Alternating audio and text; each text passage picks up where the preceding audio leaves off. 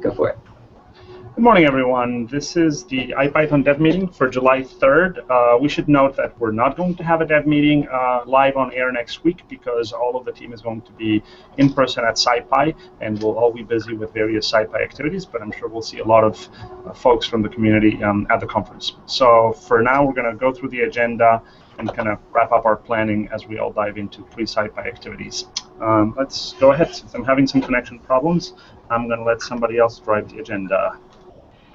Okay, so something that came up in our office hours on Tuesday was, being able to know code running in the kernel, being able to know where the notebook that it's running in is. It's something that we've always said, this breaks the model, but it's something that has been quite a persistent request. And it would be quite easy to do it, at least for the typical case. Obviously, there are cases if you're using alternative notebook stores or if you're starting kernels on another machine or something where it's not going to work. But in the typical case where your notebooks are files on a file system and the kernel is started in that directory, it would be very straightforward to implement. Do we want to? I am really worried about kind of creating a mechanism that starts breaking with other abstractions, and that people. I understand that there's a desire and a need for it. And a trivial implementation. And a trivial implementation. But I am worried about. For example, as soon as we release next week Collaboratory, which I've demoed a couple of times at conferences, but people have been asking, and so next week it goes public. That one will likely, in many cases, when using Collaboratory on Google Drive, you won't have a file system store. Yeah, but I don't see how not having file, right? Because in a regular terminal IPython session, you don't have file. Like, file's not defined in a regular IPython session. Mm-hmm. But if you run a script, file is defined. And if you import something, file will be defined, but if that thing is in a zip file, it's not a useless value, or it's not a useful value. Yes, this is the other thing that kind of prompted me, was that having done the file in Python modules breaks the normally pure Python modules can be imported from a zip file, and having done the file to refer to files in that directory is, breaks that abstraction. It produces packages that can't be loaded from a zip file, and some packages can't be loaded from zip files. The world largely does not end because of that. It just means that some notebooks would assume that they are stored on a file system. And how do you handle renaming of notebook? Do you push a new version of the underfile? And if you use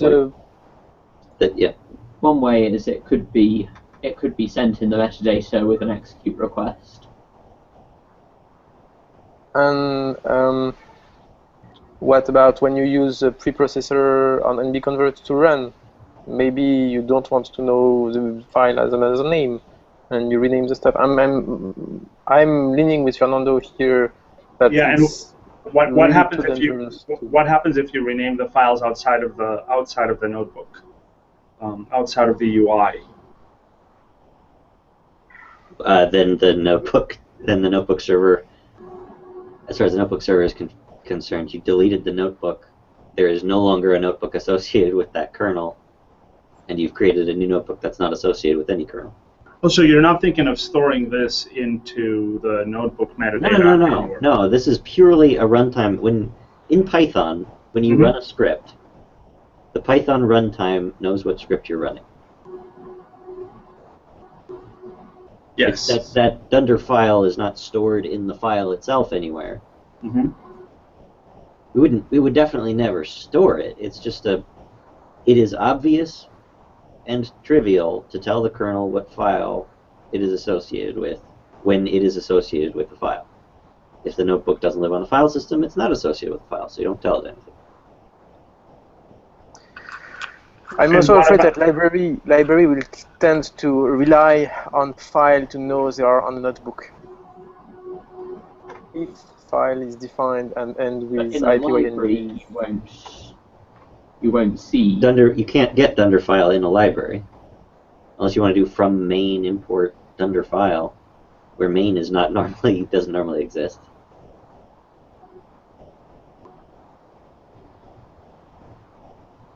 And what about other? I'm also a little uncomfortable with doing this in Python with Python conventions. I think if we're going to think about having an association between allowing kernels when they're connected to the notebook to know that fact in some way, I would like to do that at the protocol level, not at the Python level. Now, obviously, there can be a Python API for accessing that so that people don't have to go writing a bunch of kind of low-level messaging code to figure it out. But I think I would like to think about that from the perspective of let's think carefully through the scenarios where and how we want kernels to know that they are connected, that they are in communication with a notebook front end, and for them to be able to query that fact. Go ahead. I think that's orthogonal to what we're talking about.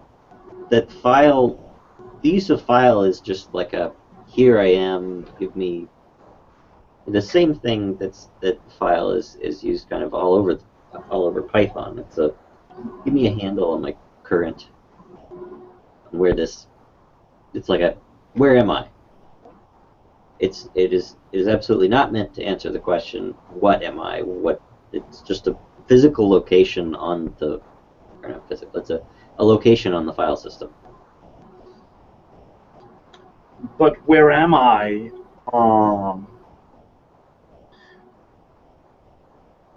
I mean, there is something called where am I, which is get CWD. Yeah, but that's transient. It's also only where am I to directory level, not where am I in file. Yeah.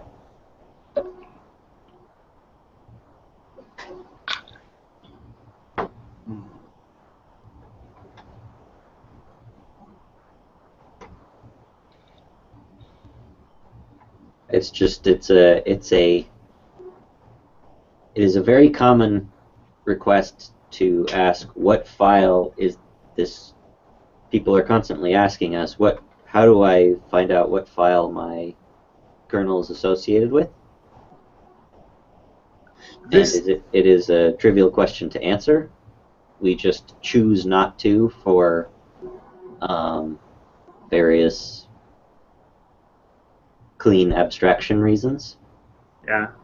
And the result of that is less clean abstraction breaking code where they assume that they're in not a notebook, but in the live HTML browser hooked up notebook. And the mechanism for getting the name is to execute JavaScript in the browser that executes Python to get the file name. And that's what people are doing, and that's in fact what we're recommending that people do. Mm-hmm. And that would fail in a context like NB-convert. Okay, so here's what we're going to do. Let's write a very simple IPEP. Sure. Kind of going through especially I want to think about the edge cases really slowly, because I really want to think about, for example, what would happen, what do we handle in a single cell style context, what happens. I do think that eventually we will want to allow notebooks to attach to running kernels. We haven't done that, but there's no technical reason not to do that. That doesn't break any particular abstractions. In fact, the fact that the notebook is a client that is incapable of attaching to a kernel like any other client we have is what is abstraction breaking. And so I would want to know what do we do in that case. And for example, that notebook that notebook could be. Oh, excuse me. I'm going to have to take a phone call for a second. Sorry. Yeah, no, we can draft it and go through the various edge cases. It's just, and it seems perfectly reasonable to me to have, if a kernel, if in Python, when code is associated with a file, there is a variable in that module's namespace, or in main if it's run as a script, called file that tells you what file it's associated with. So when an IPython kernel is associated with a file, it makes sense for it to follow that convention. And that's really. Sorry, can you repeat that? Sorry about that. So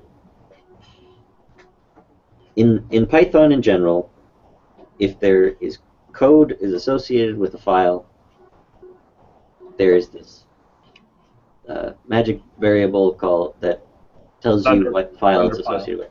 If it's not associated with a file, that wouldn't be defined. So it seems fairly straightforward that if you are in a situation where a kernel is not associated with a file, such as single cell, or if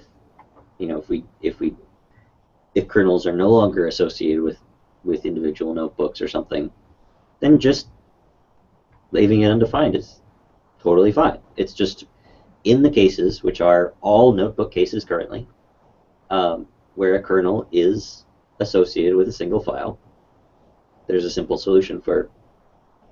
I also think a lot of the difficulties with, like, what happens if there's more than one client talking to the same kernel are fairly easy to get around if we just attach this to every execute request message, and it goes with the execute that it's. Well, it can't go in the execute request message because the front end doesn't actually know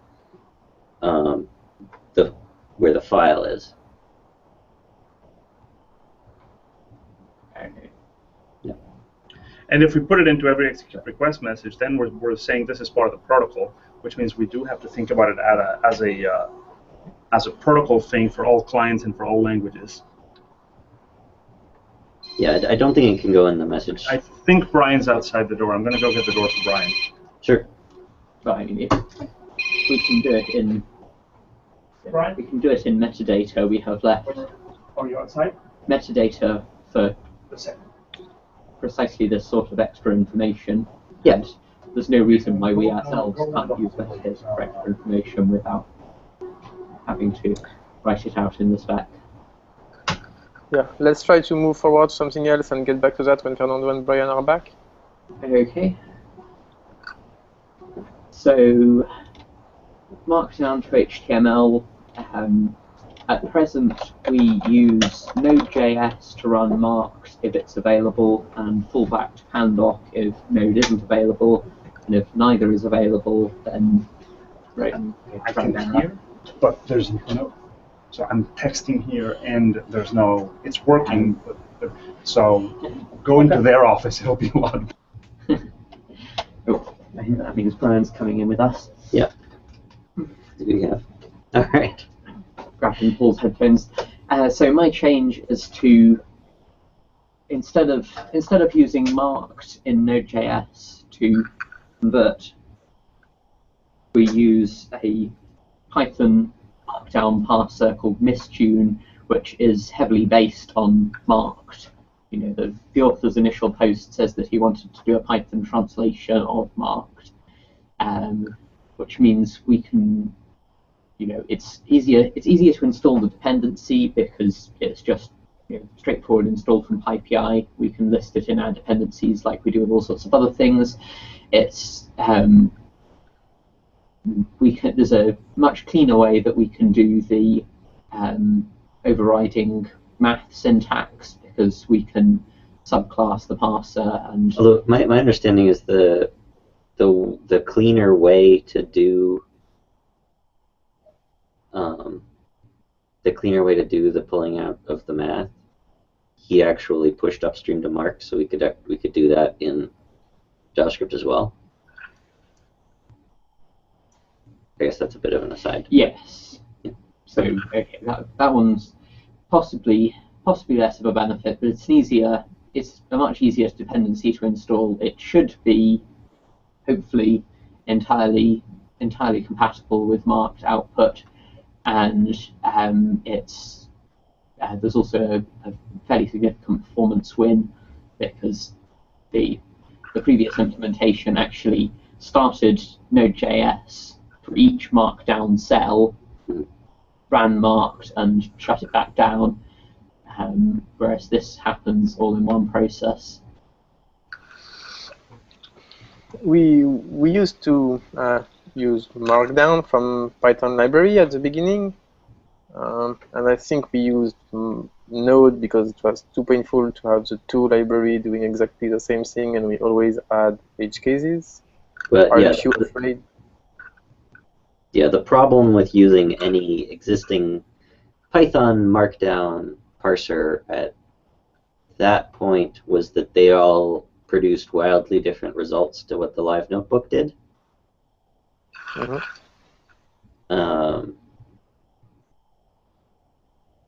And theoretically, anyway, with Mistune based on the JavaScript library we use,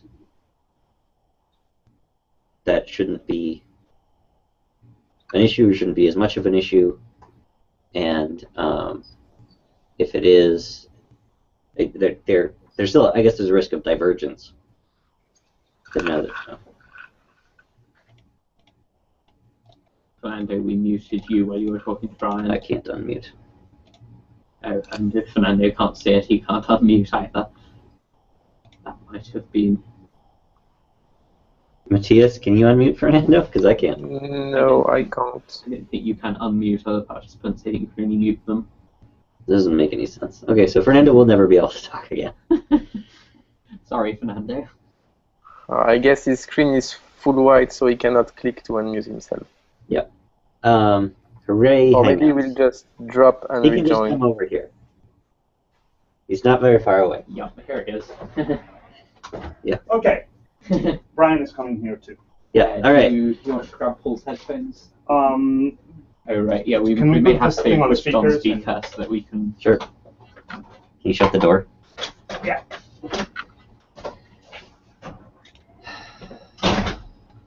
Good God.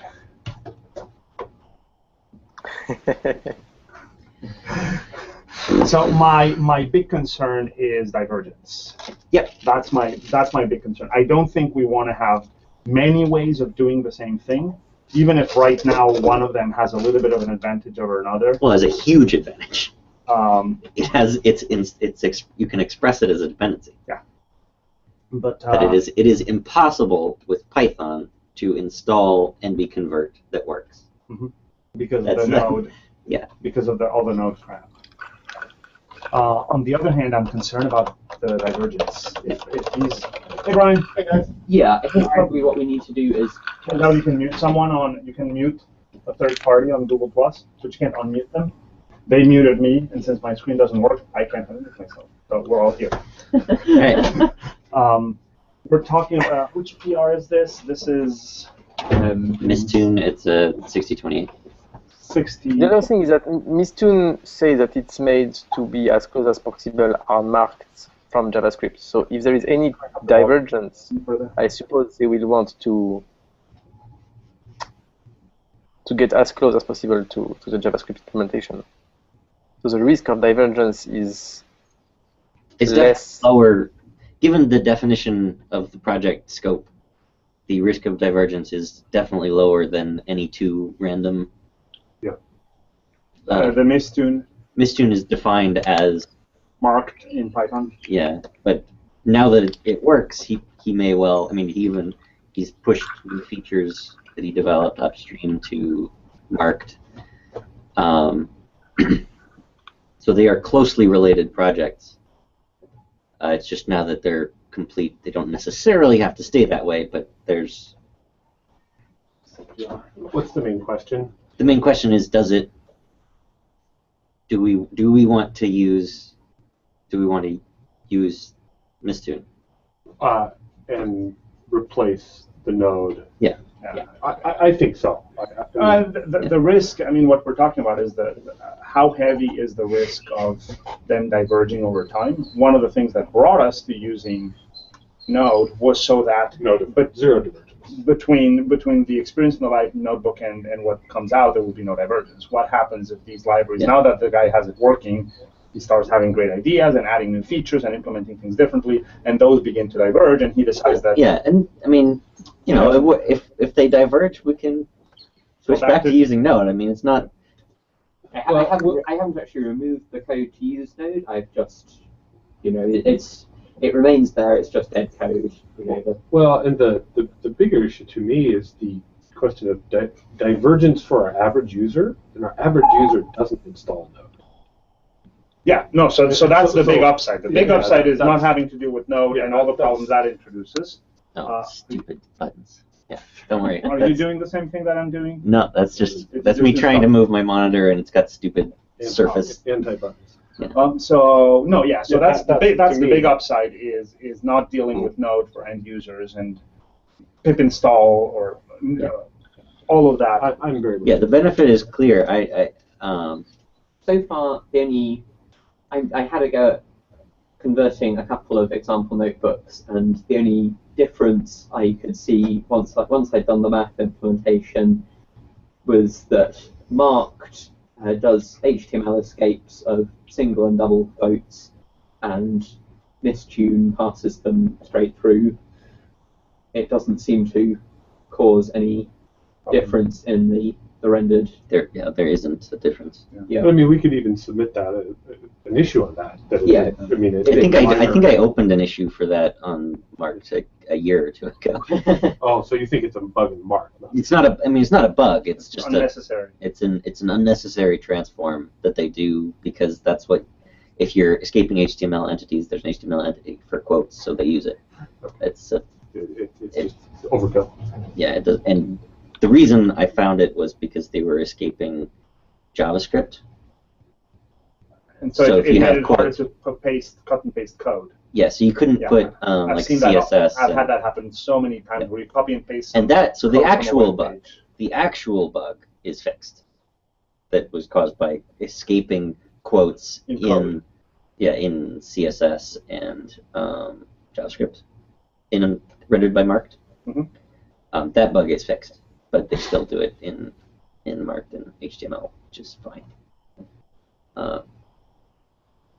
So I think what I would, if we do it, I would say definitely we get rid as much as possible of the Node part. Now the question is where do we keep it, right? I hate dead code lying around. Well, the important thing is we can the majority of the relevant code is all the finding Node and falling back on stuff. Yeah.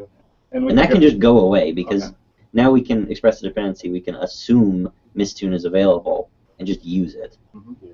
And then the Node, the simple stuff is just a Python function that calls Node this script. So basically, can we move? So what I would be inclined to do then is get rid of all that logic, the finding Node logic, move the code that can use Node to do the conversion into a little standalone utility, maybe a script somewhere that we use as a validation. It's a tool for us in case we want to do a comparison, in case we're wondering about a divergence, in case we want to check that something is right. But it's a developer-only tool. We know that in order to use this thing, you have to have Node installed, and you do that separately. But what I don't want to have is if we move to this, to have dead code that has a big if zero, or that has basically there's a code path. I mean, you don't need any branch. It's just a function call.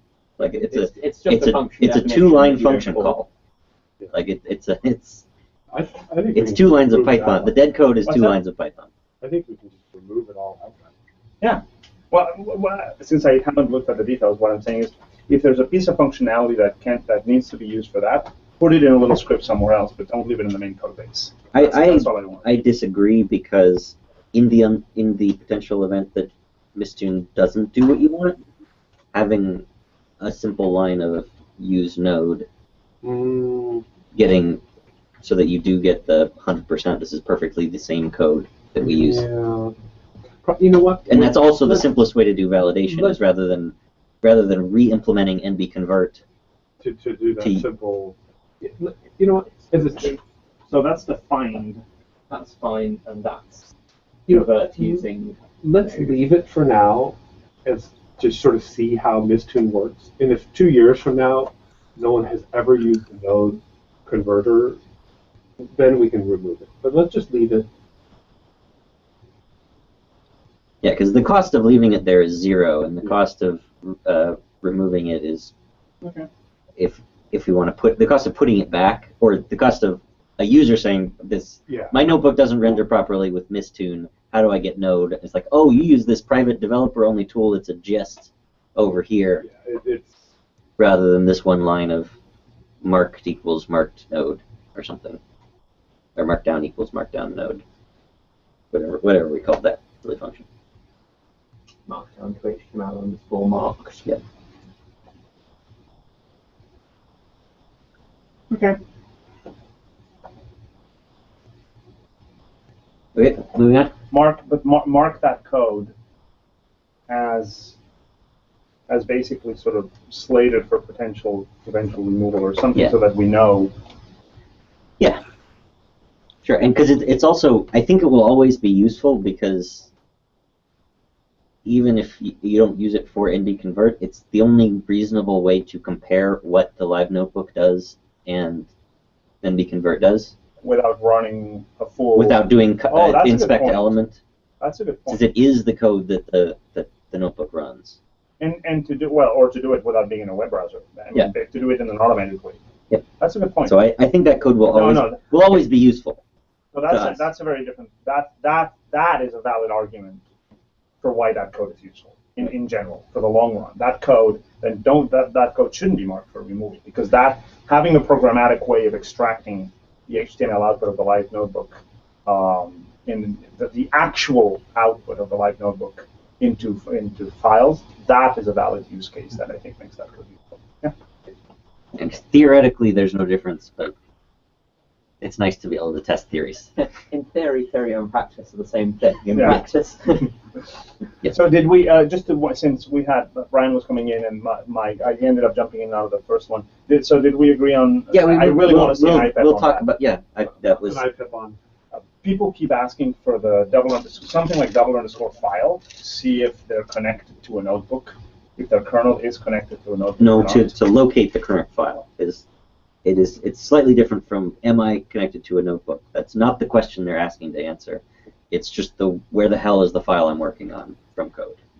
Like if you want to do bang gist dunder file, would upload the current file to. But there's questions: do we put that in the protocol? Does it Yeah, do we do it in a way that's we're- across languages? Is it Python specific? Yeah, and just putting it in an environment variable would cover it for. And very specifically, I want to think about what would happen if two notebooks are connected to the same kernel. I would leave either if a kernel is defined as associated with a single file, then dunder file makes sense. If it's not, it doesn't, so it shouldn't be set. Would be at least that would be my starting point anyway. That if you're saying a kernel is just a thing, and then you can connect notebooks to it, disconnect notebooks to it, in that context, then it wouldn't, dunder file would be undefined. And that's why we've resisted. I mean, the generality of that idea is why we've resisted. Yeah, but the reality is it's useful and it's trivial in all existing use cases. And in practice, I think, although we talk a lot about connecting multiple clients to the same kernel, it's not something I see people do all that often. I mean, certainly people connect a console so that they can do, a little bit of fiddling around before recording something in a notebook. But there is a use case now. Having two notebooks connected to the same kernel is kind of weird. But there is a use case that I can see that it's precisely the problem is we haven't added that support yet, but that I have wanted and that I can see actually becoming, if we did it, would be in some context very useful, which is you have a kernel that's running, and an IPython kernel that's running, in a process that may not be in a notebook. It may be with a single cell style server. It may be with any other system that uses it. And then all of a sudden you say, oh, there's a bunch of data in there that this thing has been computed. I need a notebook view of it, so I'm going to attach to it. Yeah. But the notebook becomes after the fact, and you don't want to kill that thing because it's to me it seems clear. Yeah, to me it seems clear that in that case the file wouldn't be defined because when. So those are all the semantics that I want to capture. That's why I think this has enough subtleties and edge cases and moving parts that I want it recorded in an IPEP. Yeah, sure. So Yeah, totally absolutely. so that we can think about it carefully and go through like all the combinations of if cases. I know people want it, and I know people think that they just want one thing. It's our job to think about all the intersections. So I think in that case, I would have it defined because I think in that case it would make perfect sense to do something like just this file. So this is why I wanted it. Yeah. Because I totally disagree. If two sensible people in the same room who work on this deeply disagree, all the more reason to capture all of these things and think them through, right? Yeah. Because it means there is not the answer is not as trivial as some people think. Okay, let's move on. REST API when the kernel is missing. Okay, so we have a parallel. Can you open that one as well here so that Brian can maybe see over there and I can see over here? So we have a parallel REST API for kernels, which are just uniquely identified kernel processes, and sessions, which are a kernel process associated with a notebook. So when you create a session, it creates a kernel to be associated with that. When you delete a section, it deletes the corresponding kernel. Yes. What I ran into while doing this and testing this is that there is a corner case. So if you're doing this properly, then if you create a section, you should always delete that section, and if you create a kernel, you should kill that kernel. You should never start using the sections API and then kill it with the kernel API. However, it turned out that our JavaScript tests were doing precisely that, which was causing all sorts of weird failures. And yeah, behavior in that case is clearly going to be something weird, and it was just kind of which weird thing should it be? And my options were. I don't know those APIs well, so I'm gonna bail out of this one. I'll let you guys think. Good. So if you go to, so at present, if you delete a kernel and then you go to list sessions, then when it tries to construct the session model, it tries to look up the corresponding kernel, fails, so you get a 404 error on the attempt to list sessions, which is definitely really horrible and definitely wrong. Says you don't have any sessions. Yeah, that's wrong. Yeah. So, I mean, it's worse than even saying you don't have any sessions. That would be They're saying, I don't know what sessions are. Yeah. So it could delete the section and return the list of sections without that section. It could have that session model still there but with kernel null, or it could start the kernel again. I think, to me, having the session there with kernel null, I think, does make sense. The only reason I thought one made more sense because the only reasonable action is to delete it. That's true. Because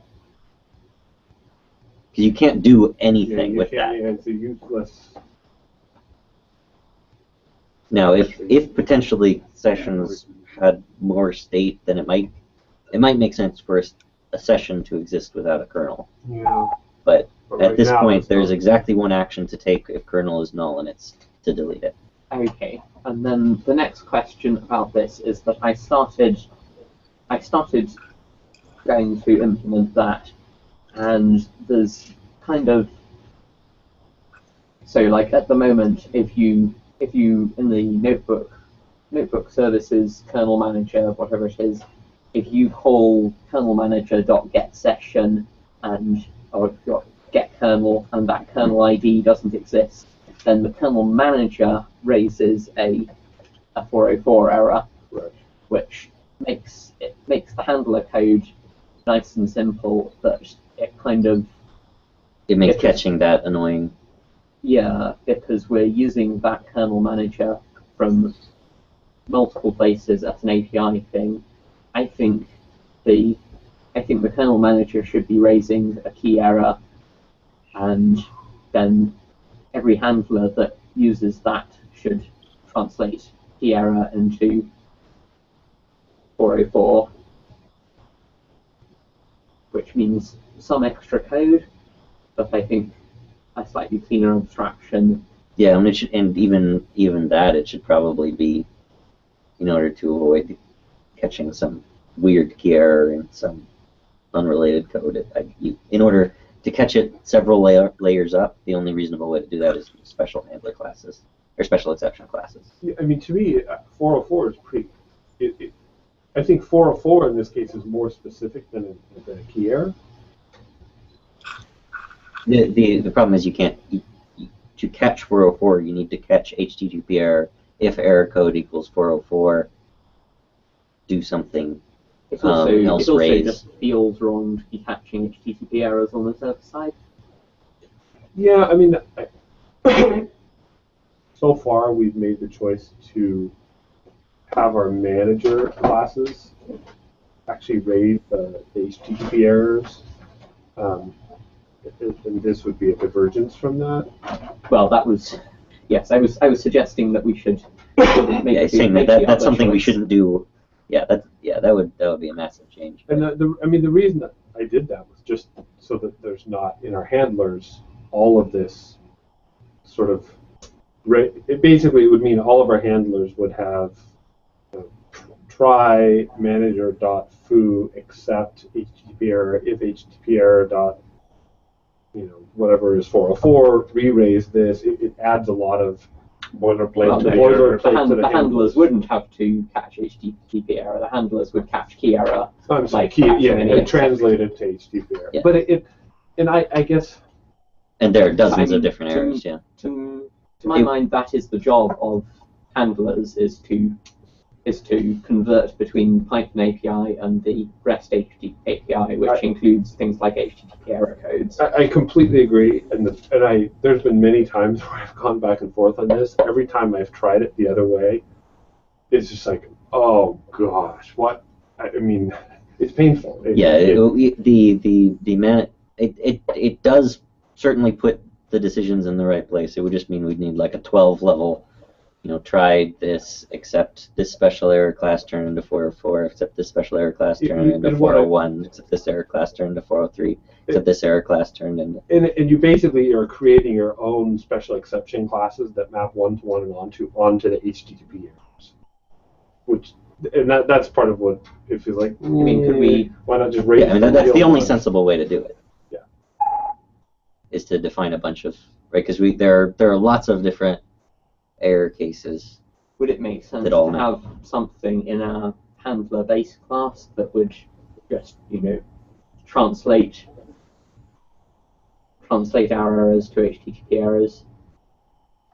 Or basically have, I'm wondering if this is a pattern that is happening a lot, and we can have a mapping and effectively write, I mean, we can't do it syntactically with try except, but we could write a utility function where you pass, I mean, that's one of the nice things about Python, that everything being an object, kind of an object on the same level, where you express, not the code block, but effectively you express the, you know what? A context manager could do that, because the entry, the enter and exit blocks of a context manager could do that. So something like a with statement, and you express what you want, what it is that you need, and then the context manager can do the appropriate exception translations. My only complaint. I mean, I don't know. As I said, I'm new to this code, Yeah, but I'm trying to find. My only complaint about that is that we still have a one-to-one mapping between those special exceptions and the HTTP errors. Yeah. And when people are writing code, the thing that they have to keep in mind is the actual HTTP error. Like those, like when you're writing code that's going to show up in the browser, you have to look through HTTP error codes and always ask yourself, what does the browser need here? What's appropriate? And I think it's confusing to have to, okay, I need a 400, and then I have to go look in this weird mapping that we maintain and say, oh, that's a such and such a special exception, and that's what I put in my code. Like that feels like an extra layer of indirection for all of us to work through. That when really, like all of us, like we explicitly have to think in terms of those. I don't think we need, at least in the case that I'm talking about, I don't think we need special exceptions. I think, you know, if you call kernel manager.getKernel with a kernel ID and it doesn't know about that kernel, you know, we have a very obvious exception to raise in that case, which is key error. Yeah, as long as you're sure, as long as you can guarantee forever that there are never any other dictionaries used or in any of the stack from the handler all the way down and all the way back, that there will never be another dictionary whose key error should be, like, because right now, if there's a key error... I don't think the stack for get session goes very deep. So for now, the... because if you're catching a generic error, that means, and you're catching it, you know, for the in this case, you're at least, you know, 3 layers down. You're making sure that every instance of that, every possible instance of that exception means the same thing. Yeah. And I guess to me because right now, if a key error is raised, that should be a 500 error because that's a bug in IPython. I guess so if we're translating into HTTP errors, I really don't think we should translate a single error that is generic. Yeah, no, and this is the important point, is that the precise thing that gets back, that like the precise HTTP error code is extremely important because it's potentially stateful information that a front end needs to make decisions based on. Mm-hmm. Like if a 404 gets accidentally translated into 500 or 400, it's extremely right. The client code is going to change completely what it does based on that. So I've always favored explicit HTTP. All I'm wondering is and again, I didn't write any of this code, so I don't know exactly. But all I'm wondering is, can we find a way of encoding, of minimizing the boilerplate pain? We can absolutely do one, turn our error codes into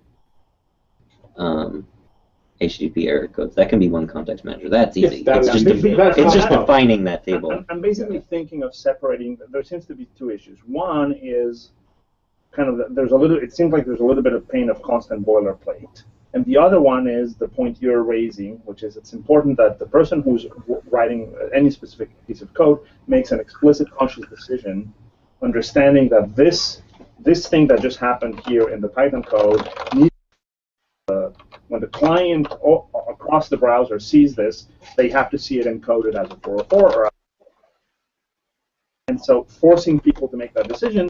So I'm not trying to automate that decision, but saying, can we still force people to make that decision while making the boilerplate process a little bit more convenient? The boilerplate, I don't think, is an issue. Another thing is that the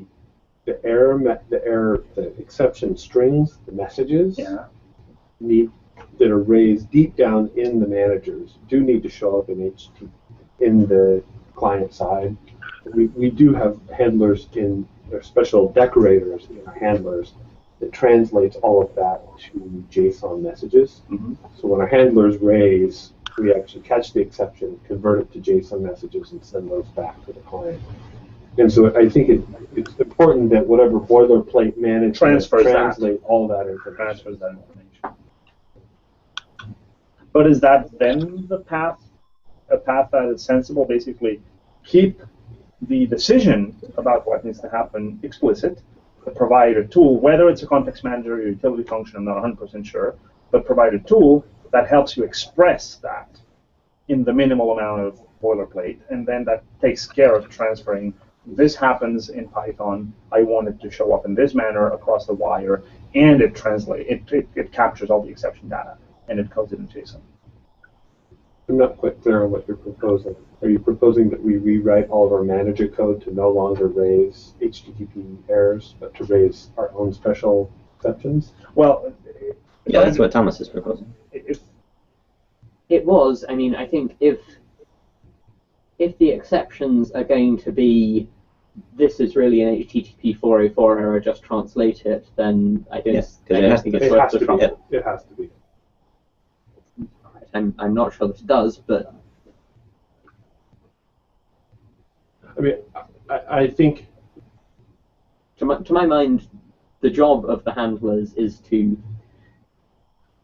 deal with the HTTP stuff, and if. But I agree. But the level of specificity required in the manager exceptions has to map exactly onto the level of specificity of the I think HTTP errors. I think we're vastly overestimating the complexity here. I mean, the kernel manager, get kernel, it does, is it in a dictionary? If it is, then return it from this dictionary. It's not.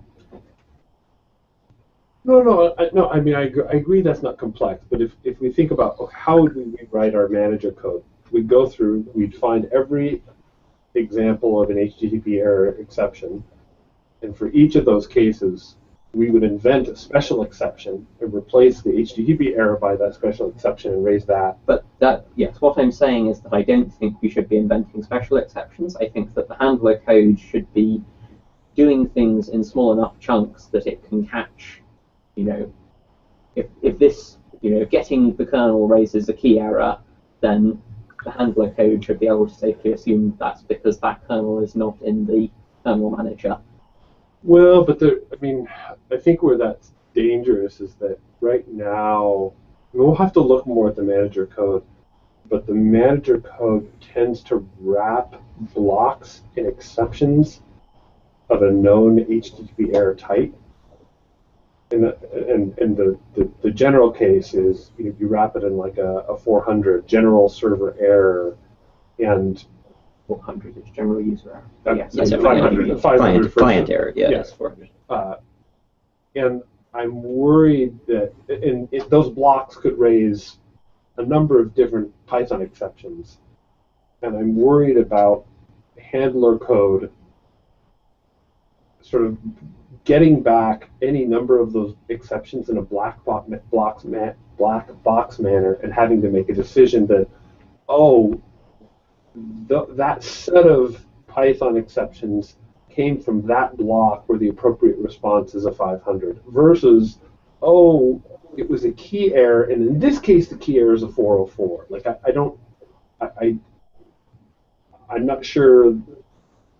Like I think to do the translation, we actually do need to know where in the manager API precisely, like this block, this line, this operation was going on to make that translation.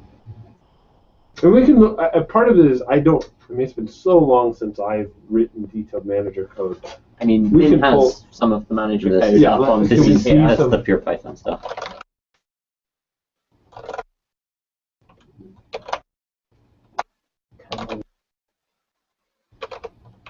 You can see, can you share that out?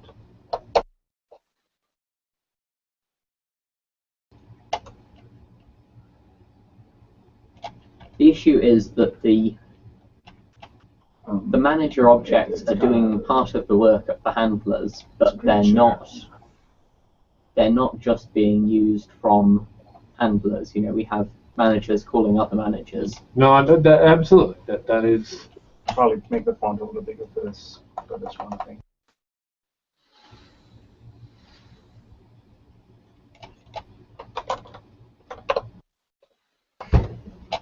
So start cluster would need to check that.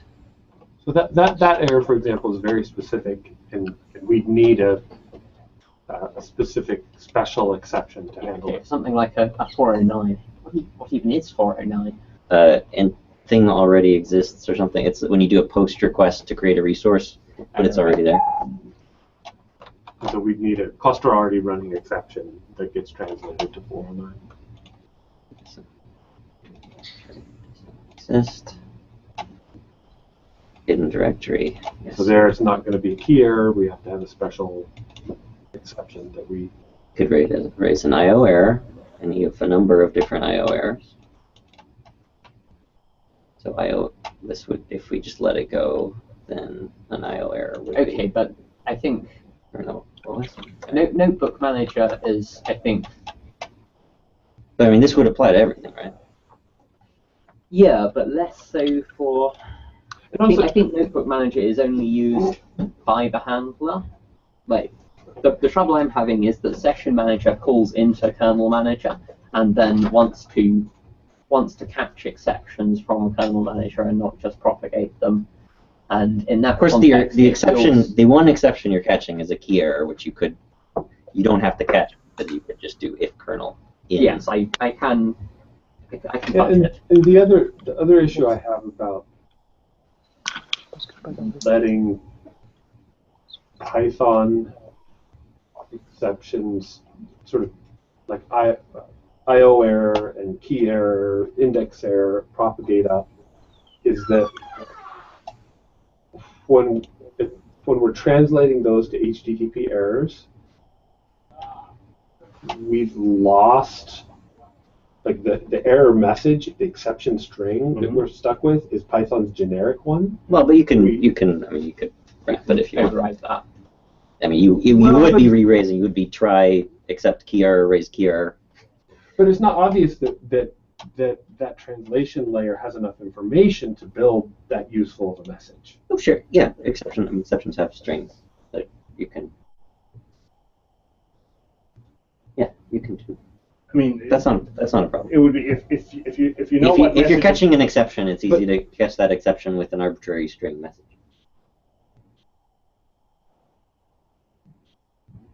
But if we're just allowing Python to raise, I mean, if you have a message to send, it is easy to make that message go anywhere. No. So there's two differences. One, if the manager API is raising custom exceptions with our own message strings that we put in, I totally agree. Like we can make sure those end up in our JSON messages back. Relying on the manager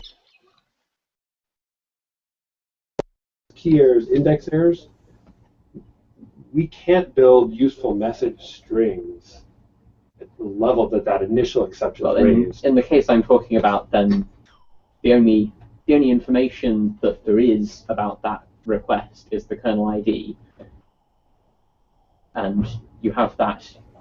I'm pretty sure that's stored in the Yeah, no.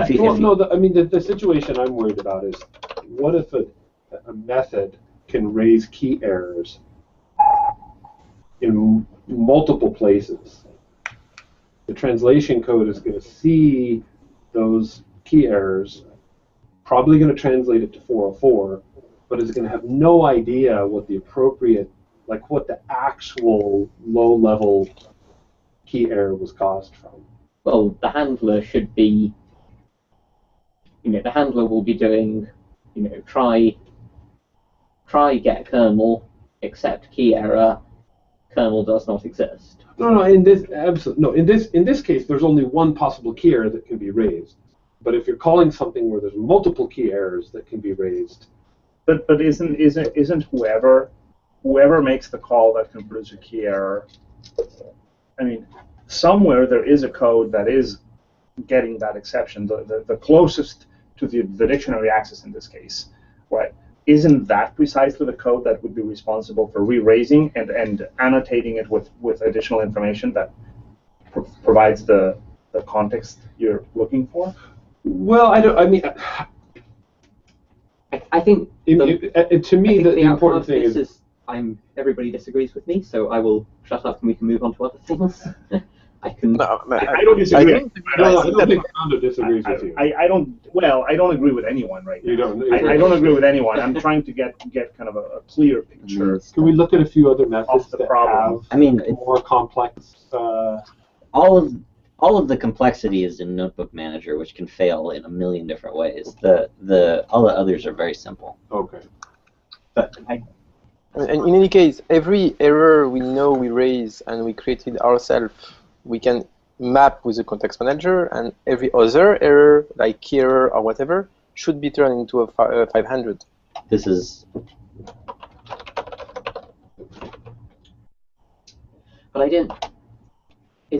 Notebook Manager isn't called from any of the other managers, is it? Or apart from the get kernel working directory thing?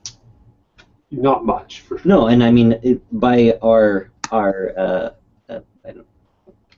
don't know what the right adjective our never entirely achieved goal of separating concerns in the managers. None of the managers should be called by anything other than their handlers, and that's part of why it's written this way. Is that there's theoretically the only thing these managers do is get called by handlers.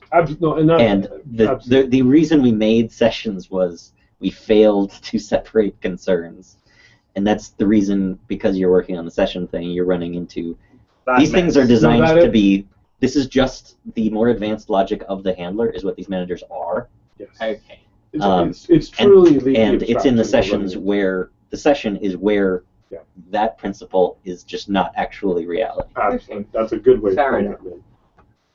it. So in that case, then maybe we keep pounding on cleaning that. But we don't have to that's why they're written that way. That doesn't mean that's the right way to write them. No, but in trying to reach that ideal, instead of trying to patch over the leakage. Yeah. Well, but I mean, if the managers are supposed to be part of the HTTP infrastructure, then raising HTTP errors from them makes perfect sense. It's basically just that we shouldn't be calling one manager from another.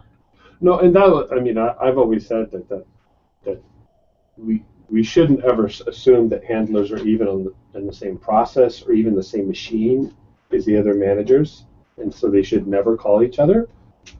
But They do. there's leaks. Currently, they do. Yeah, and so no, that's absolutely, it is a leak abstraction, and that's exactly why we're running into this design issue. Okay. I don't know what the solution is, but that's the ultimate problem. Okay. right. Yeah, because because now the kernel manager calls notebook manager that get kernel path or something. Yeah, there's. And the notebook manager calls the kernel manager to list if there's a kernel running for that notebook as well. No, I think it's just the handler that does that. I don't think the manager does. I think the handler does. Ah, that's likely. Yeah. Just slightly better. Okay. Yeah. Anyway. Back to cases. All right. Unpinning. On Aha. humans. Yeah.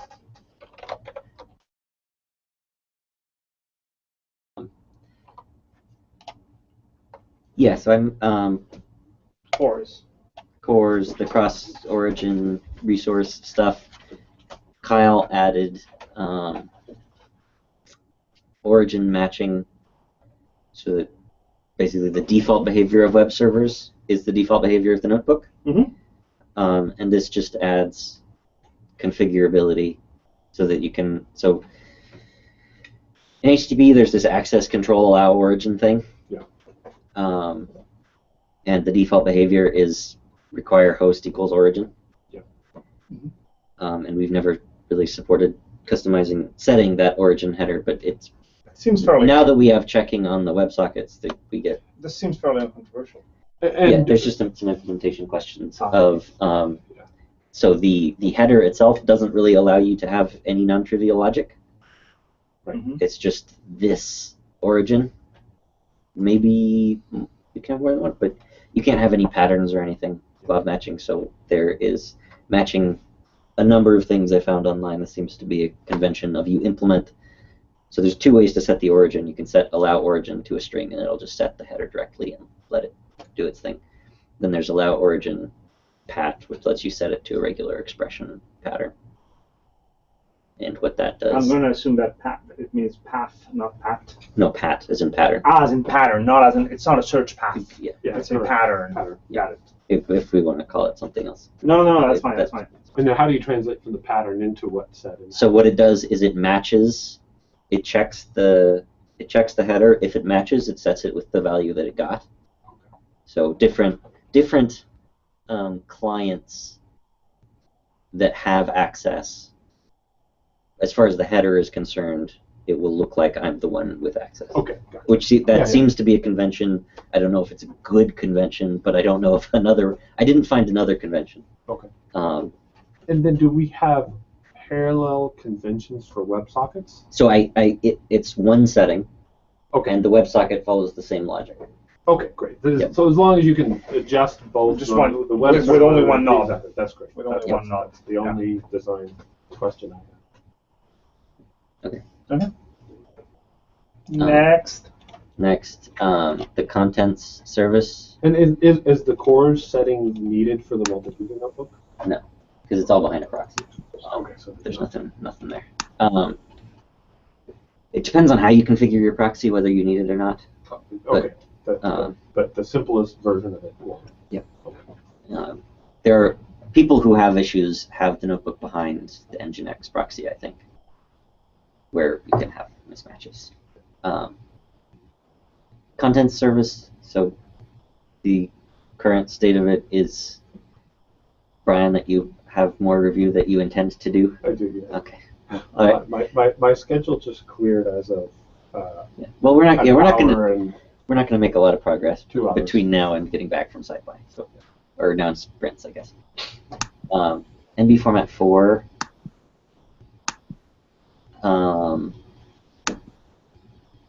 There are a couple.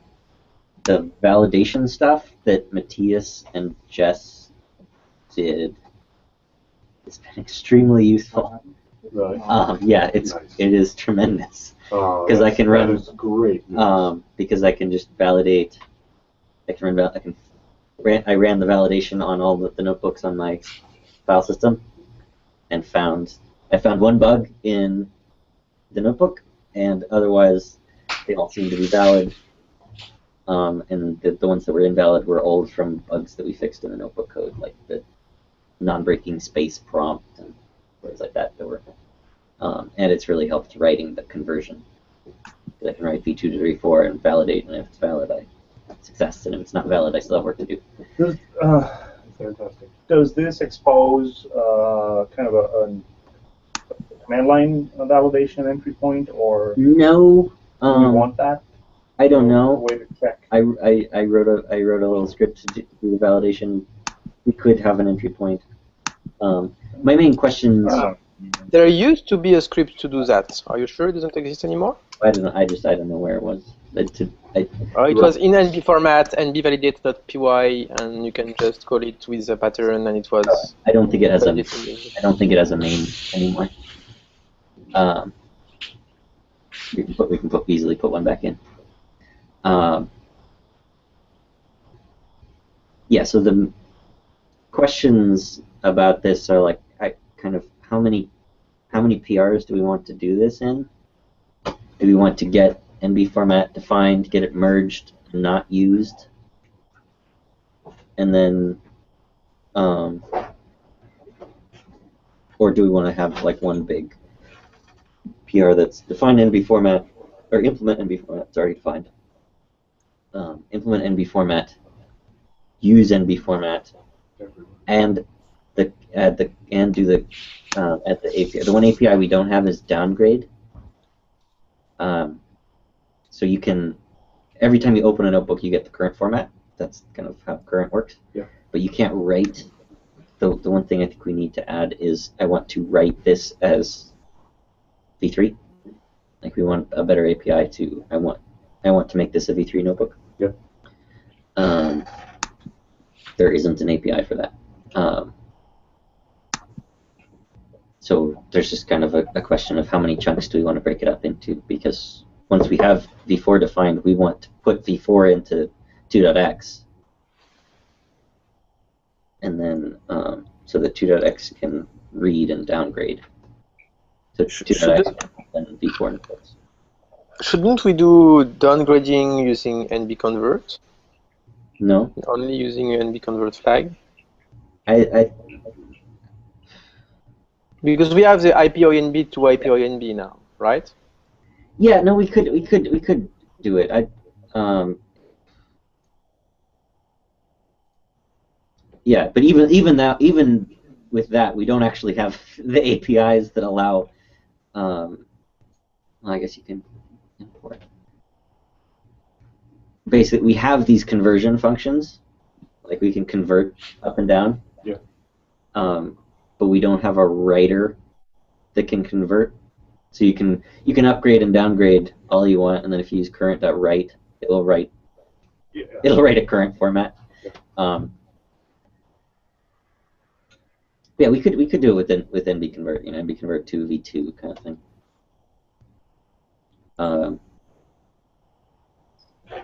For commit, are you thinking about having? The main thing we're doing differently with v4 is making the transition a lot less painful, and that means having a public API, whether it's NBconvert or whatever, a public API for downgrading, rather than my random gist. Right. A public API for downgrading, and also backport v4 to 2.x so that it opens and downgrades. No, I mean, I think if we want a command line user interface for downgrading, the NBconvert is as good as any. Okay. Obviously, if we want to expose this in the notebook UI, I don't know that using NBconvert. No, I think that might be too far. Yeah, that's my. I'm fine, and I think we need to make it somewhat easy for users to downgrade notebooks, but at the same time, I do think we want to. Yeah, but being able to do like NBconvert to v3 kind of something along that order, or to notebook format equals 3. Yeah, so, something to that effect. Yeah, no, I think that makes a lot of sense, and it encourages people to view NBconvert as a generic tool for converting notebooks. And so I think that's a good. In terms of the number of PRs here, I would say, as somewhere in between in the middle of the things you talked about, right? Not one monolithic, but also not 10. Yeah. Okay. So, because where it is right now, I mean, I can easily draw the line and split it up. Where it is right now is, I have the live notebook working. So NBconvert tests pass using current v4 as current. Great. And the live notebook works interactively, but tests don't pass. Is basically where it is. So it's the implementation and use of v4 is mostly done in this PR. It's just kind of a question in terms of the conversion and. I think the conversion stuff could be a separate PR. That's. Okay. Yeah, that's. I don't think we've ever regretted having pull requests that are smaller. No. Yeah, I'm just wondering, do we want to? Are we going to regret having v4 as current before having easy conversion? Easy downgrading. Yeah, easy downgrading. Can we put all the machinery when we did the bullet point? Current? I mean, we can choose. Yeah, that is exactly what you're talking about. Is the one option is to define v4 but use it nowhere, right? Because one of the. You mean define the actual API? Yes, sorry, implement v4. Okay, implement v4. Yes. But not use it yet. And do that in a PR, because we're not going to. Because one of the things about the way we do things in IPython is we use current. Mm-hmm.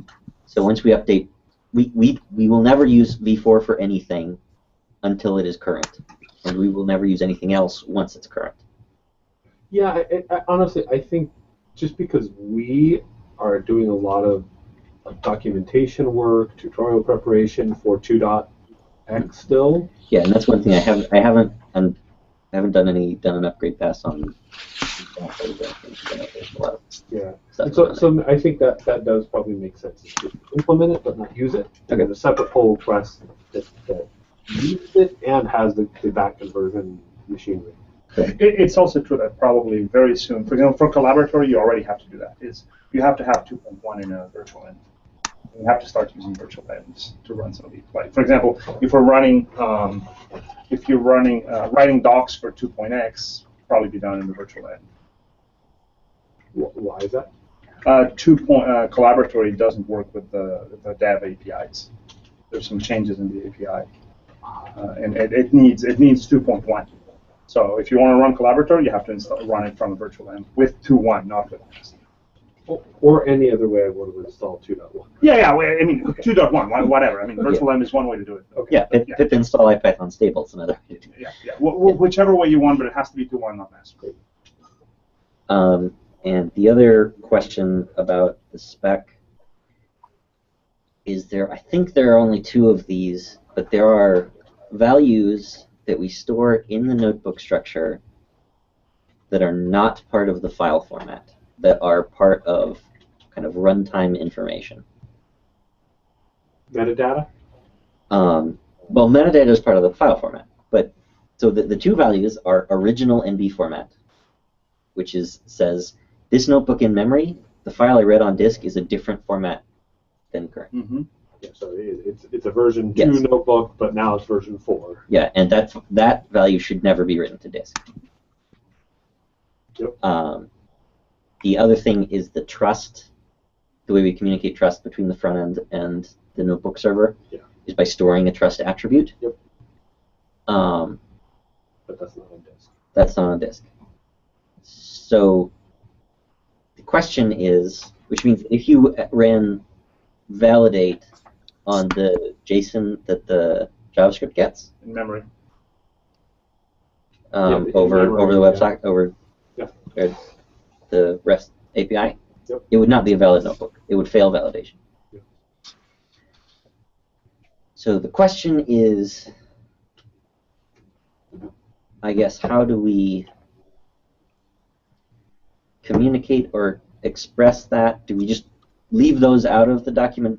Well, so documentation? Do we specify that as another spec? There's 2. Or do we questions. actually remove that information and communicate it in a side channel? So, is the original NB format is a single key at the top level, right? Currently, yes. Okay. That I think should be returned in the notebook JSON model that the handler returns, right? That has an enclosing JSON scope. Yeah. And it's exactly designed for things like that. Metadata. Now, in order to do that, that means that like current.reads needs to return a tuple. Because if you're not storing it in the notebook data structure, the lower level API has to. The current.read, so all of our APIs need to return tuples of things rather than a notebook. And so that's the other question. Right now, the place that data gets written is inside current.reads. Yeah, well, it's inside convert, which is called by current.reads, but yeah. Okay, so and then the trust attribute, also a single attribute at the global level. No. Can you just make? Okay, that. Sorry, say that again. Optional? Just make it optional and remove it on read. I mean, I don't see any problem in having those key optional and removed on read. Optional on disk, you mean? They're not supposed to be on disk ever. Be on disk. But you could basically have a problem with your server and grab the JSON from the JavaScript and create the file by hand and want to read it. The only thing you want is not to read the key. The key can be on disk, but when you read it, you just strip them.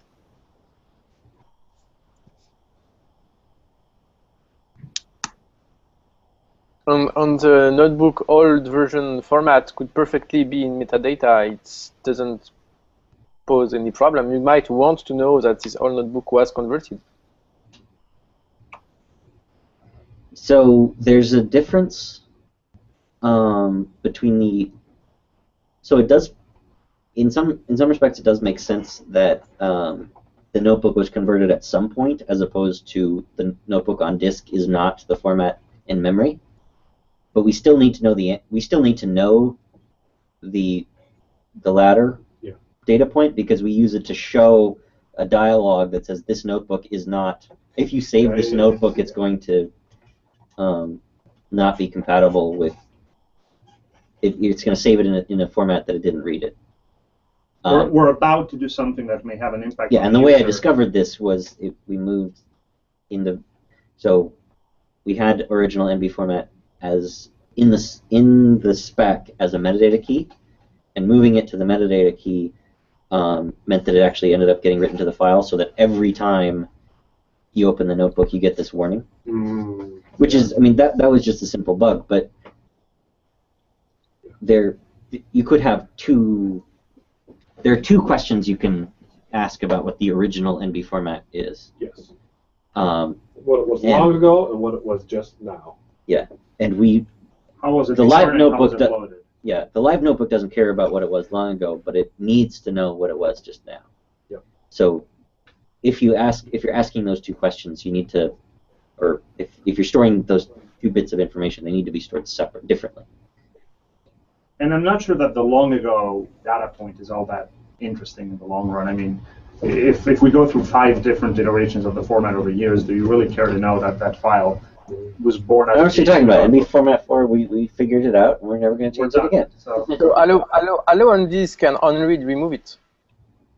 So it would also raise the question of what, like, if you convert a version 2 notebook to a version 3 notebook and then to a version 4 notebook, not that there shouldn't be any need to do that, but if you do go through several steps, then does it still say original MB format 2? Because it may be that you lost information in the conversion from 3 to 4. At some point, you're inventing version control.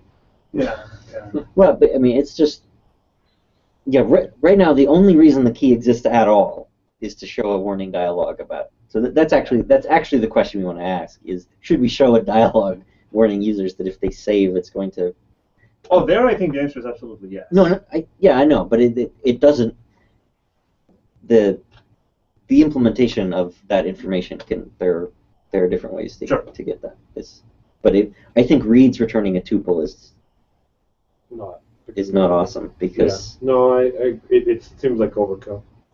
So just make it optional and say that it will never be written on disk by our API. Then we can change later if you want. So put it in the actual validator that field is optional. Well, and there is an option, which is to say we define an official area, a key in the metadata, which we can call something like transient or something, which is sort of in-flight. It's a placeholder for all in-flight. It's a sub-store in metadata for in-flight data.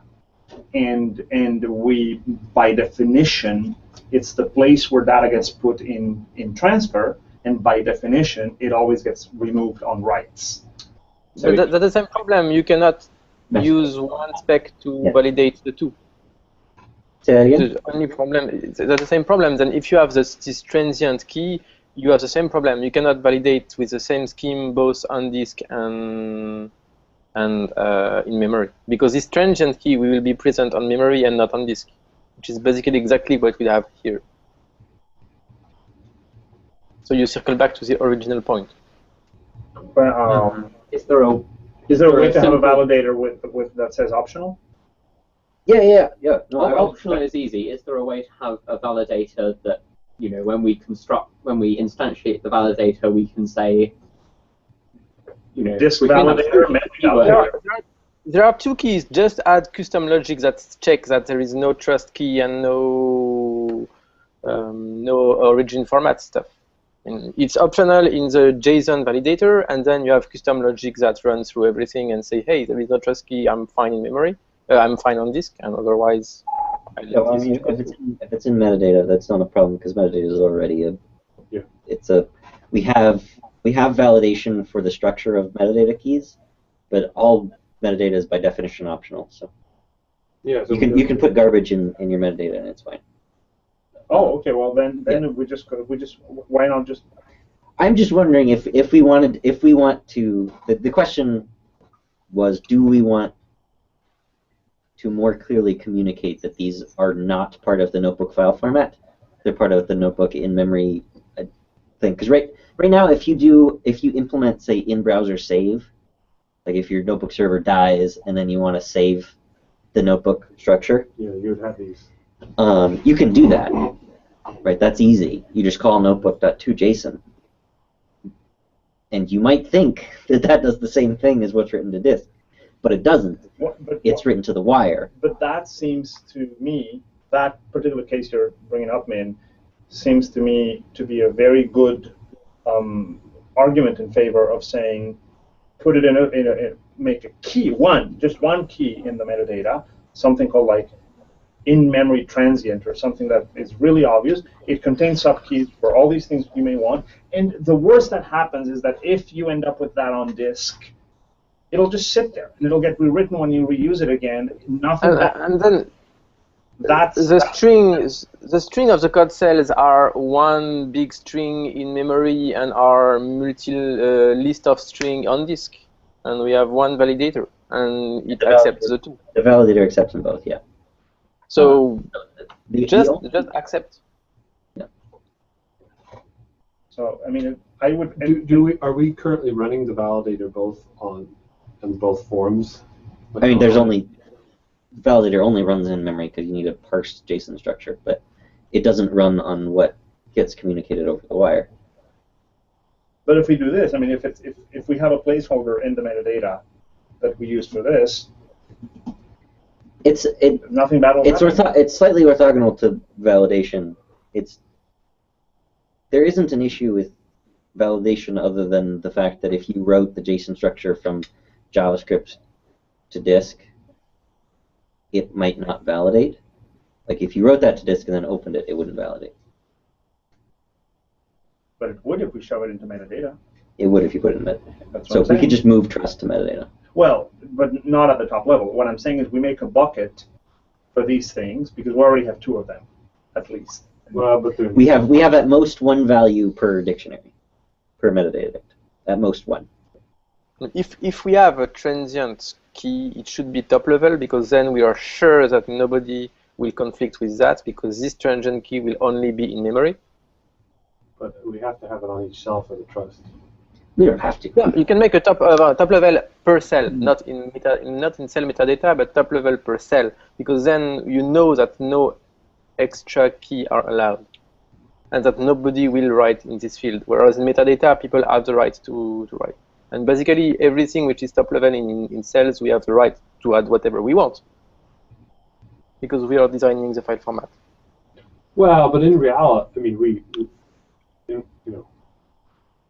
in theory, we tell people you can write whatever you want to metadata. In practice, that's true. That's far from true. That's totally true. What do you? No, I mean, we write image information to metadata, and if someone else writes those same keys, it breaks everyone's notebooks. But if you overwrite the same keys, that's what I mean. You can't just blindly write metadata like you. That's in the nature of a namespace. You are free to use this namespace, but if you run into the other things that are using it, then collisions will happen. But I don't think that detracts from the essential point that people are free to use that namespace for whatever they want. But I agree. But I don't think that we need to avoid ourselves using metadata because there may be conflicts and people may write. Now, what we may want to do... People may also want to use the transient key in their own NB extensions. What we may want to do is, and we probably should do, is say we have, and I don't know if this will make sense, and it maybe before would be the right time to make this decision, is have our own convention that any key that we ever put into metadata, we prefix it with some prefix. So NB colon or NB dash or whatever. Something short, something simple, but that way we are telling people don't start your keys with. Well, if we're going to do that, I think it should just be a sub namespace. Yeah, I wouldn't prefix individual keys. I would say this is our. There is a difference between the metadata we use that are saved and a transient key that could be at the same level of metadata and basically which is used only in memory. And you don't need to put transient in metadata. You can put transient at the top level, either at notebook level or on cells, because then it doesn't matter for anyone. There's no reason transient can't be an attribute. Yeah. It would. Another. I mean, we could call it transient metadata, and then it's one dict next to metadata. It's even clearer that it's meant to go. It's transient metadata. Is that? But the original question is, do we want two validators, one for in-memory and one for on-disk? No, I think I don't think there's a reason to have multiple validators. Yeah, I agree. And if we later find a reason, it should be fairly straightforward to subclass or add a keyword argument, whatever. Yeah. Okay. So transient metadata will be a dictionary with one key at the notebook level and a dictionary with one key at the cell level, at the code cell level, and won't exist on disk. Won't exist on disk and won't exist for other cell types. Or it might exist, but will never be used by anything. Okay. Just make it for all cells, because anyway it will be removed. It might exist or might not, and we might find use for that later. Okay, and I'll call it transient, because Brian doesn't like long names. Well, no, I tend to like long names, but JSON just punishes you with long names. Yeah. Because, like, if someone threw a notebook into a database, but this is transient, so it won't matter. But I mean, the way that I think about it is that if you try to map JSON data onto like a SQL database, JSON stores the column names for every row, and so the length of your column names multiplies. Yeah, so it actually the length of which stores it twice for every. Yeah. I mean, yeah. So the length of your keys actually affects the size of the network, and since we don't write it to disk, it doesn't affect the file size, but it does affect what goes over the network from the server. And I mean, hey. If you have one figure, that's going to be negligible. So just use underscore as a key. Argue with me. But I mean, if we were concerned about that, then we probably wouldn't be using JSON for everything. Okay. All right. That's all right. Satisfactory. Thomas, you want to talk about data collection? Okay, so so we talked a bit at the last dev meeting in Berkeley about the possibility of having an opt-in way to use the data. NSA_submit, is that the API?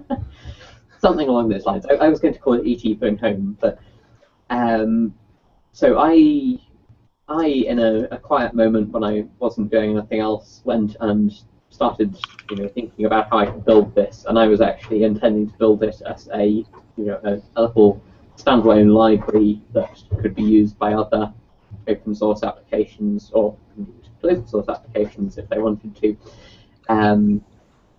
The BSD license, like everything else we do.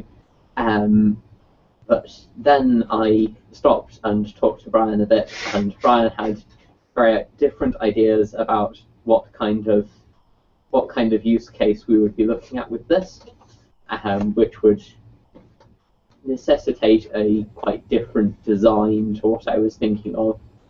So I was thinking of something. And can you remind me what I said? Yes. So I was. But remind everyone. Yeah. So I'm going to go through from.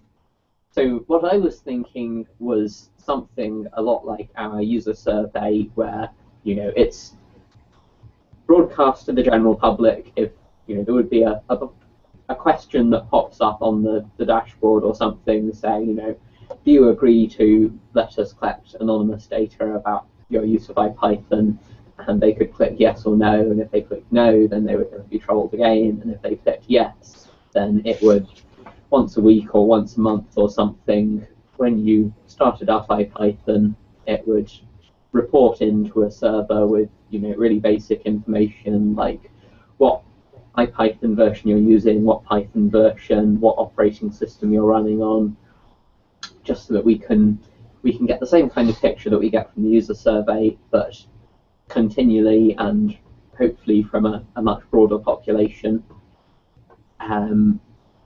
What Brian was thinking of, on the other hand, was something that was much more targeted. Brian was thinking of using this like with a class of students using the notebook or something. Sorry. And much larger amounts of data, actually tracking what menu items and toolbar buttons people had clicked on, what keyboard shortcuts they'd performed. And I would say that the general idea is that I'd like to collect usability statistics.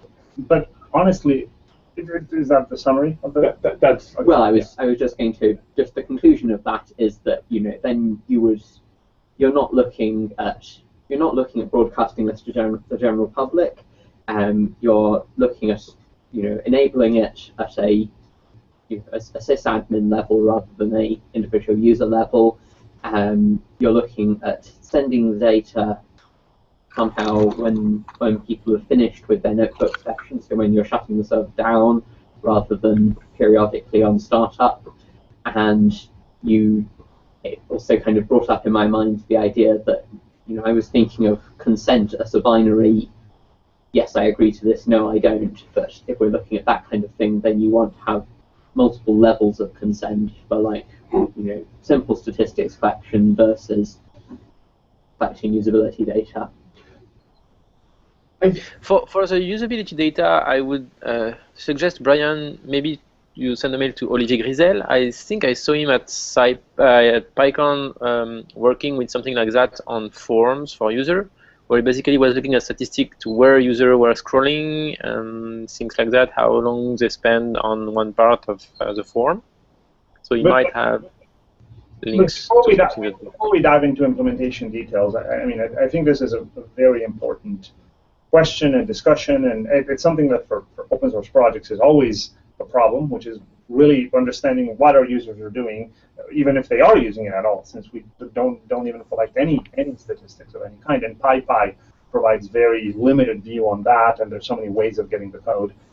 But I sort of think that these are two slightly different questions. In fact, they could end up sharing some machinery, but a highly instrumented application for UX studies is something that is, there's an enormous amount of literature and expertise on that, and it's something that is typically done with very explicit and very in-depth and highly informed levels of consent. I'm thinking something. Think about every company that deploys a web application without any consent. They collect, they know where you click, when you click it, how long you're on a page. And based on that, there's massive amounts of information that you can learn about it. And I agree. There's the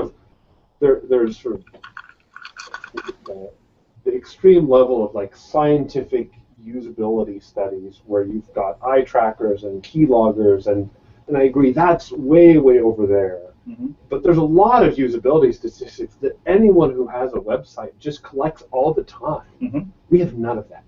Zero. There's also a significant difference between we happen to use web we happen to use HTML and JavaScript as the UI, but the notebook is at least as 99% of users. But keep in mind, it's not a web app. When you say that it's without any kind of consent, you're actually wrong in that, because there's new legislation, and I don't know if you've noticed in the last few months, whenever you go to a new website where you haven't been before, you get a pop-up that says we are using cookies, and they have their entire data collection policy, because the EU passed new legislation. Well, that's not, cookies are not even needed. What's that? It tells you about cookies, but it doesn't tell you about Google Analytics. No, exactly. I'm not even talking about. You don't.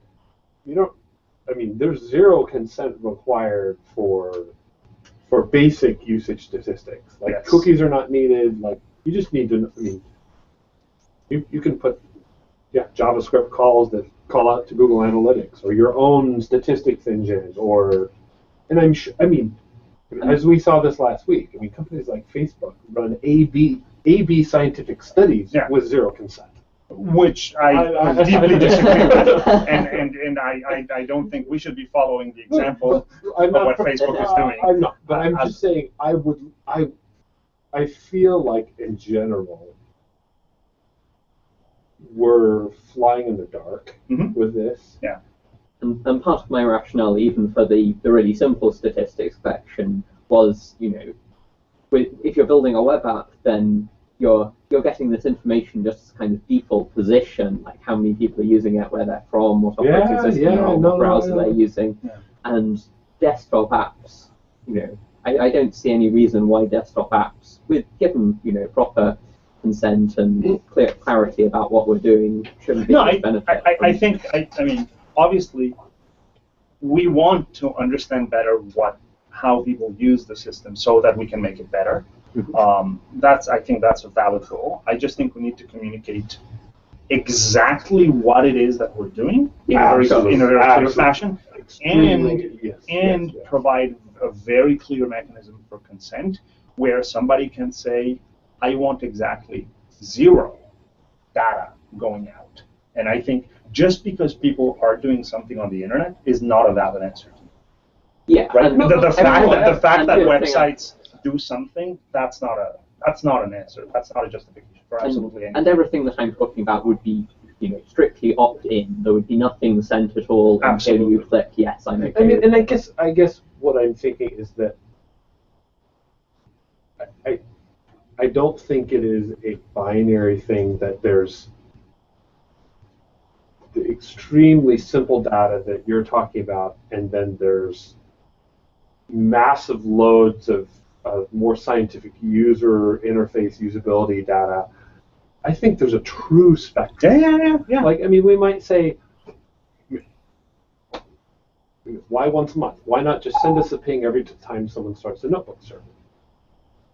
Why not send a ping every time they open a notebook? Like, I mean, there's a continuum there, and I think we need an approach that can address the continuum. I completely agree. It has to be like, we can't ever send data that users haven't at some point had the chance to audit. Like, we can't be sneaky with our users, and I'm absolutely but it goes further than that. Even because earlier you were saying lots of websites do X. To me, that's not an answer. To me, that's not a justification for anything. Lots of people are doing things on the internet without consent that I think are fundamentally wrong. So to me, the justification is what we're doing ethical, not is someone else doing it. So that's how I want to frame the conversation. I really think it's. I don't think anybody's arguing that at all. I think everybody's in agreement that whatever we do collect, we will do it in a thoroughly ethical, transparent, so you would be opposed with my keylogger extension? No, I mean, as long as people have to say install keylogger, because somebody could say, I want to show them that VI bindings are what we need, and so. No. I think an eye all the time. But because of things that appear innocuous, and this is what's silly, things that appear innocuous from one perspective can be very non-innocuous to someone in a different context. For example, sending a ping every time I open a notebook, that can reveal your location on the internet, and that may be something that for someone puts them in harm's way, depending on where they are and if the government is monitoring their network traffic, right? So things that appear benign and innocuous may not be benign and innocuous. Yeah, I think we're all agreed that we would be careful with this. The important questions that I wanted to discuss, and this may be start thinking about it, and we'll talk more about it at SciPy, are one, like, even very loosely, what kind of model do we want this tool to be capable of if we have this tool? Is it something that's going to be general population reporting relatively simple statistics? Is it something that's going to be reporting like logs of users' activity, and two, crash reports. Right. Yeah. What sort of information do we want to collect, and from who? And two, do we think it makes sense to try and write this as a separate component that other things can use? So my take on that, I wouldn't try to make something. If later this turns out to be very generic, great. I wouldn't go there as a design at the beginning. What I would do is start really small. Start with something very simple. Figure a very small prototype that begins with the most basic stuff, and think through what do we want it to collect? How do we want to communicate what it does? How do we want to provide people? And one thing that's very important is opt-in. It's not just that it should be opt-in, is that opt-out should be available at any time. So it's more than opt-in. It's simply that you should be able to basically say, turn it off. So just like browsers have an incognito window mode, basically you should be able to click that off, and whenever it's on, it should be clear to you that it's on, and to whatever degree it's on. So if it has, like, I don't know, basic, medium, and high levels or something, right, of data, you should know that, and you should be able to dial that down and say, I want that off. And so I would begin with something very simple. I think we're all pretty much agreed on the ethical questions. I think it's the... No, but this one's an implementation one. Is basically start with a small library. But even at the very most basic level of the implementation, as soon as I start writing this, I am thinking about, what's the rough nature of the data that we want to send? Because you're right, it's going to be a completely different model if we're talking about, a monthly report of what version of IPython you're using versus, logs of how what the user's actually clicking on, how many notebooks they have open, that kind of thing. I don't think it's such a different model, because I mean, at the end of I think that the way to think about it is basically it's a gradual level. Think of it as, and maybe that is the place to do it through. Maybe it is through, and I'm not advocating it, but maybe it is through the logger, because it really is the way to think about it is event handling. This is about which classes of events you actually send to this path, which is very similar to what you do with a logger. A logger is something where you say these are events that are happening, and you define levels of, like, these always go out, these only go out when the threshold is here. And then you instrument the code with, I would like to know about this. I add a logger call. I decide whether this is a basic or info or debug, and I add the logger call, and I decide what I put in it. And then I think that the model is very similar to how the Python logging module works. You define levels of data. All those events go to channels. Those channels have the data structures, and then those channels decide how they spit it out, which is why in logging you can say I want it to log to a database or to the file system or to the console. But I don't think, like, in the keylogger example, please note, Internet, that we're not actually the NSA. They're probably logging your keystrokes already. We'll tell you first. We know you're listening, NSA. Right, okay. You don't want to be doing another HTTP call every time I press a key. So I think you want some way of recording this data and then sending it out.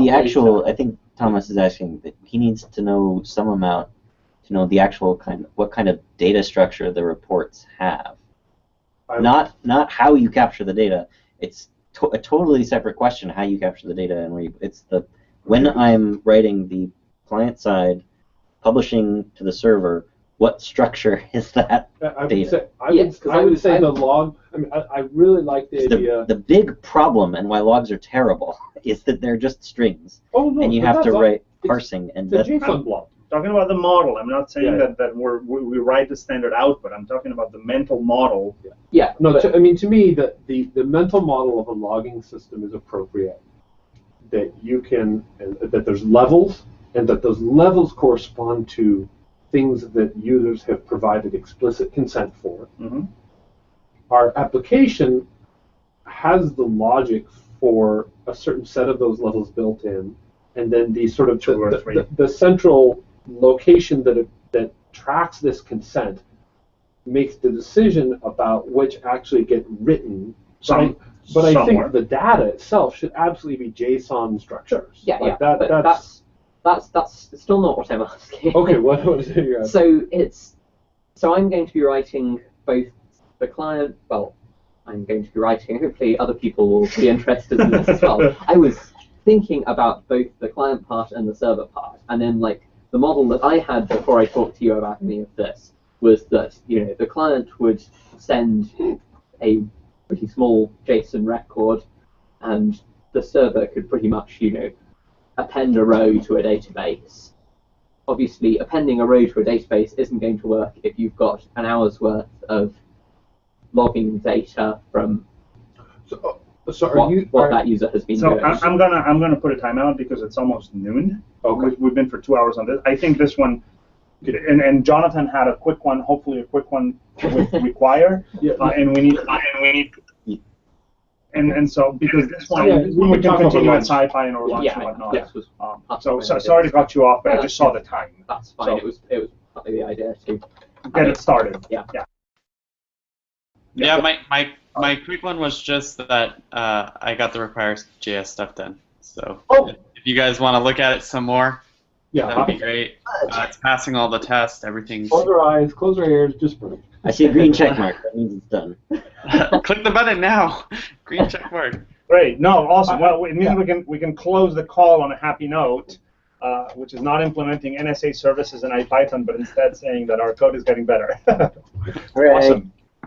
Do you have any specific questions or feedback that you wanted to discuss that are not captured in the PR?